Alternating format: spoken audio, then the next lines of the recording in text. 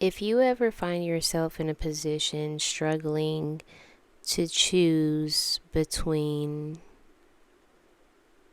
loving and being with a person versus loving and letting go of a person, I understand completely. It's not the easiest thing to do. It's actually probably one of the hardest things I've ever had to force myself to do. When you're living for the Lord and you're living through Him, everything that you do, people that you come across, and things that you desire have to be within His will. Anything outside of God's will is bound to fail at some point.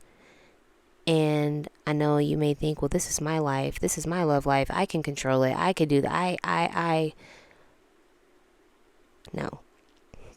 You may think you have all the power and the ability in the world to control your love life now. Yes, of course. It's your free will to do so. But if it's not in His will, it will not work.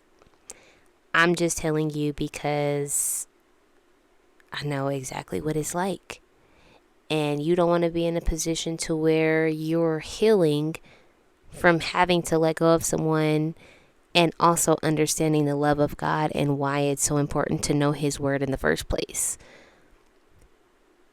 Read on His word, and if you don't understand it, that's okay, because we have all been in a position to where we didn't understand it. But that's why you pray for wisdom. That's why you pray for discernment. That's why you pray for God's eyes, so that way you can understand His word the way it needs to be understood and live correctly. These are all things that I've learned and that I'm still learning. But when it comes to love, please, I'm hopeless romantic. Like, my life would be a Disney cartoon movie for real. But you just have to be careful, or else you can, like I said, you could be in a position to where you're struggling doing so, and then it becomes harder to let go because you're so attached to your emotions. And sometimes emotions can lead us to the enemy.